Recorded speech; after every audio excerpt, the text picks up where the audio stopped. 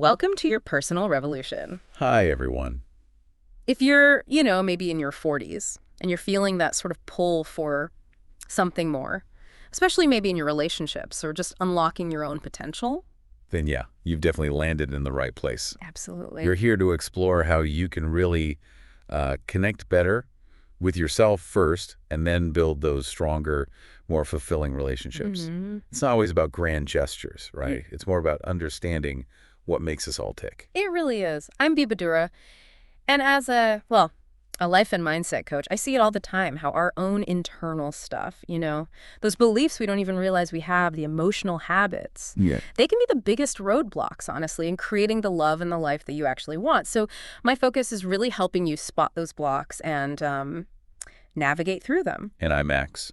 Working alongside B, my role is kind of bringing a practical angle to all this. I look at how we can use, let's say, clearer frameworks, tangible shifts in how you see things, really to build healthier connections and, well, unlock that personal growth we're talking about.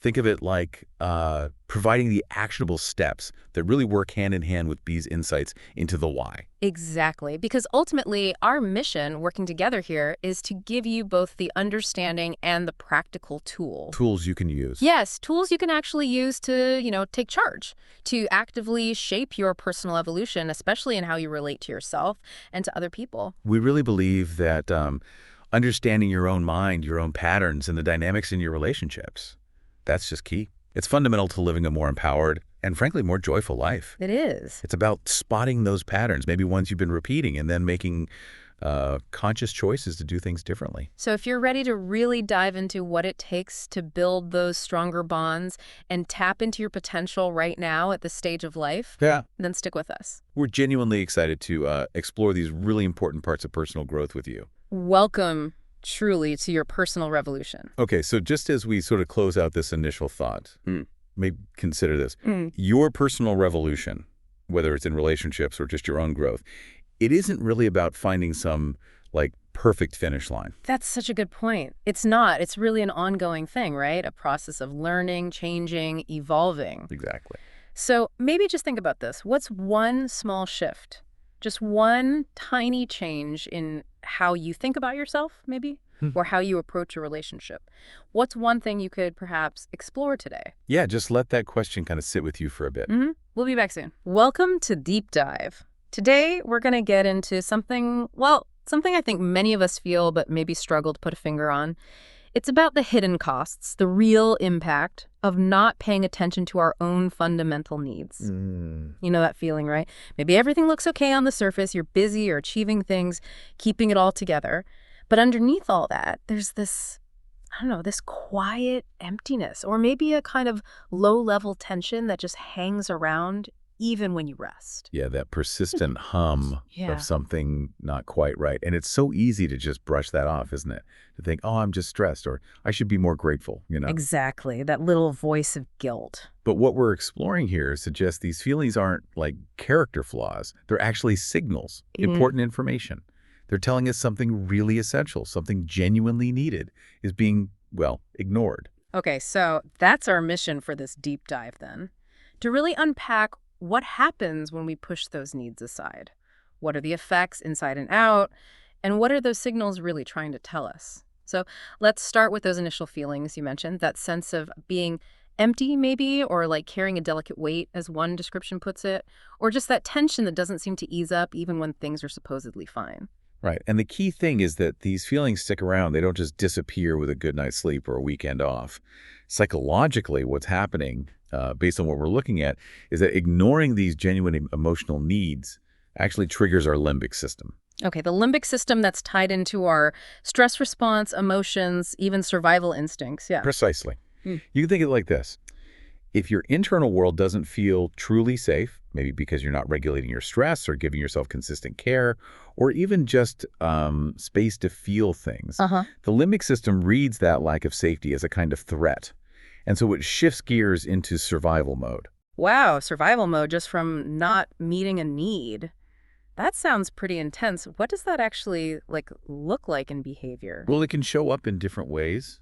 For some people, it might mean becoming overly controlling, trying to manage everything externally, or maybe feeling really irritable all the time, snapping easily. Impulsive actions can be part of it too. Yeah. Or it can swing the other way, leading someone to sort of withdraw, feel apathetic, disconnected. The important insight here is that these aren't necessarily who you are, but rather how your system is trying to cope when it feels unsafe because core needs aren't being met. That makes sense. It's a reaction, not a fundamental flaw. Exactly. And linking this to the brain, there's a neurobiological angle too.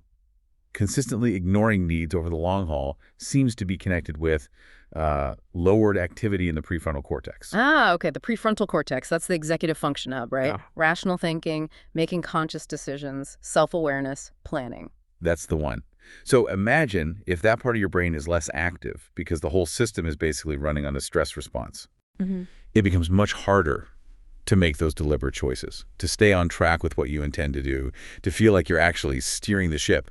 It's not that something's wrong with you. It's more like the brain stops feeling safe enough to operate from that conscious planning space. So it defaults. It defaults to autopilot, essentially, running on more basic reactive programming. Autopilot, because conscious choice feels risky. That's a really interesting way to put it. Like the brain's saying, look, you're not handling the basics, so I'm just going to run the essential programs. Yeah, and here's a fascinating twist on that.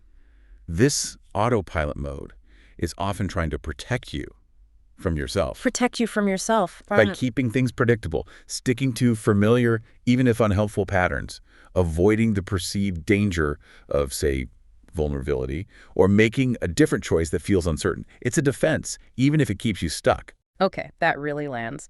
So speaking of costs, let's move from those internal brain shifts to the more outward consequences, the stuff people might experience and just think, oh, this is just how life is. Things like, feeling tired all the time, not just sleepy, but that deep chronic fatigue, even if you technically get enough hours in bed. That bone-deep exhaustion. Yeah.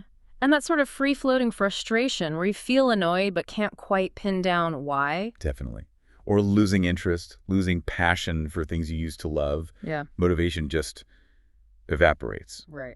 And finding it hard to actually feel joy, even when good things happen. Yeah, sort of flattening of positive emotions. And this internal state, it leaks out, doesn't it, into relationships? Maybe more tension, more arguments with people close to you? Absolutely. It strains connections, and sometimes it even leads to this growing dislike or weariness with the world outside. Everything just feels grating. It paints quite a picture. It does. But the crucial reframing here is to see all these things, the fatigue, the frustration, the relationship strain, not as proof you're failing, but as information. Information? Yes.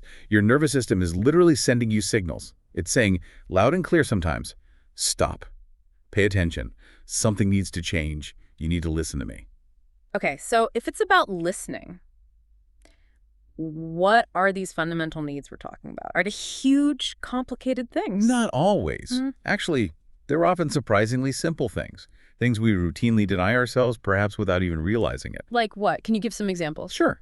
It could be the need for genuine peace without feeling guilty for taking a break, or making choices that actually feel right in your gut, aligned with your intuition, not just what you think you should do. It might be as basic as needing to feel heard when you speak without being interrupted or dismissed, or having a sense that you have some influence, some agency in your own life, feeling like your choices matter. Yeah, that makes sense.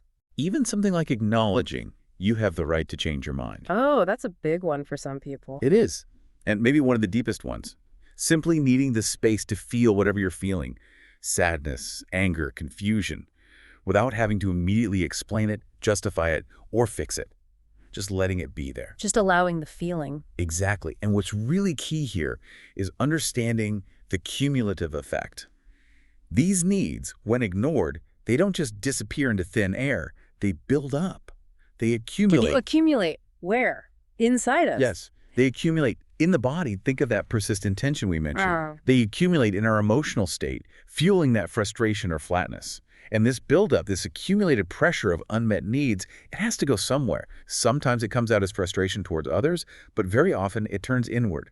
It can manifest as what's sometimes called self-aggression. Self-aggression. That sounds harsh. What does that actually involve? It can look like relentless self-criticism. That inner voice that's always finding fault. Or perfectionism, feeling like nothing is ever good enough, driving yourself relentlessly, Ah, taking on way too much responsibility, feeling you have to carry everything and everyone. And sometimes this internal pressure can even contribute to physical psychosomatic symptoms, headaches, stomach issues, that kind of thing. so it's like the unmet need turns back on ourselves. In a way, yes. The system is trying to cope with the internal pressure. And sometimes that coping mechanism involves attacking the self. Okay, it's a lot. If ignoring these needs creates this kind of cascade effect impacting our brain, our body, our relationships, what's the way forward? It sounds like it could be totally overwhelming to try and fix everything. And that's a really important point. The suggestion isn't usually about making massive sudden changes overnight. That can feel impossible. Instead, the starting point offered is often much smaller, much more manageable. It's about taking a micro pause for truth. A micro pause for truth. I like that phrase. What does it mean? It's just about creating a tiny moment, maybe just a few seconds, a few breaths, to consciously check in with yourself, honestly. And in that pause, asking yourself maybe one or two simple, direct questions. Okay, what kind of questions? Two powerful ones are, what am I missing right now? Yeah. And maybe even more pointedly, what am I ignoring in myself out of fear that it's not okay? Wow.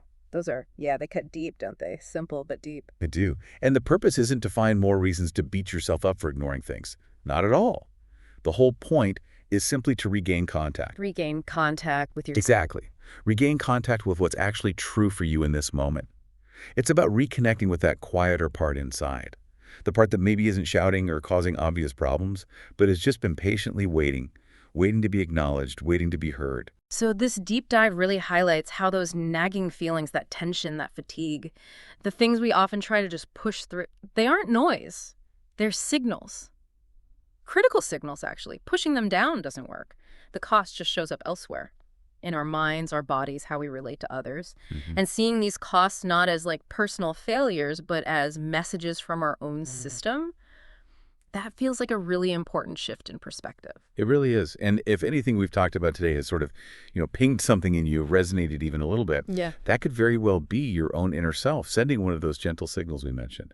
Just a quiet nudge saying, hey, I'm here, and I'm kind of tired of being ignored. Yeah. And taking that micropause, asking those questions, just listening for a moment, that's presented as the first crucial step towards maybe shifting out of that costly survival mode. Okay, so here's a thought to maybe take away from this deep dive then. If ignoring your needs can actually lead your own brain to limit your awareness and choices, essentially trying to protect you from yourself, what might begin to change fundamentally if you started to consciously give your internal system the safety it's craving, simply by starting to listen to and maybe even acknowledge what you truly need? Thank you for joining us for this deep dive into the real cost of ignoring our needs. We often hear from you, right, about reaching that point where you just, you sense there's something more, that feeling. Yeah, like you're capable of breaking through something. And honestly, from everything we've seen guiding people, that feeling, it's usually spot on. Absolutely. There's this incredible potential inside everyone, and it often just starts with acknowledging, okay, I'm ready to move past this thing that feels limiting. And what's really interesting is that those limits, they are always these, huge concrete walls. Sometimes it's more subtle. Like habits of thinking. Exactly. Or emotional patterns that maybe keep you going in circles. The real key, we find, is sort of bringing those unconscious things into the light. Right. Creating space for something new by seeing the old patterns. And, guiding people through this, the biggest hurdle isn't always the big change itself. It's often just getting started. That first step, it's shifting from just wanting it to, well, actively doing something about it. Yeah, making that conscious choice to actually engage with those maybe emotional blocks or beliefs. And look, if you're feeling that readiness, if this conversation resonates and you're thinking, okay, I want to take that step, we've actually designed something specific for this. We have. It's a focused experience we're calling Your Personal Revolution. Think of it as a dedicated pathway, a way to really begin that process of breaking free, And over 7 days, the main goal really is to help you start identifying and understanding those emotional blockages. Yeah, and the limiting beliefs, too, that might be holding you back from, like, feeling the way you actually want to feel deep down. It's about kicking off a genuine shift, starting that deeper transformation inside. When it's practical. That's important. Each day you get a specific task. It's not just theory. No vague ideas. These are actionable things, exercises designed to boost your self-awareness. Right, and connect you with what really feels authentic for you. So the real value here, it's about actively participating in your own emotional transformation day by day. You'll be taking concrete steps, little by little, to understand and work through whatever feels stuck. And to help you with that, especially in this initial phase, we've put together some specialized tools. Yeah, and inspiring materials, too, things drawn from our experience and work. It's all structured, step by step. So you can navigate it without feeling, completely overwhelmed by it all. Exactly. And we really believe that this kind of opportunity, this chance to initiate real personal change, it should be accessible to anyone who feels that pull towards growth. Absolutely. Which is why we wanted to offer this Your Personal Revolution Challenge with a name your price approach. Meaning you decide. You decide the value you want to place on this 7-day experience. Based on what feels right for you, what fits your situation right now, and I guess your commitment level to starting this journey. It puts you in control right from the start. Yeah. You're in the driver's seat. So if this is speaking to you, if you're feeling that inner nudge towards something more, and you feel ready to take that really crucial first step, you can find all the details, everything you need to know about how to join the 7-day Your Personal Revolution. It's all available via the link in our profile description. We genuinely believe in your potential for positive change. We see it all the time. We do. Consider this an invitation, really. An invitation to start exploring that potential within you. And to begin creating that emotional freedom you're looking for. It's possible. It really is. Just take that first step.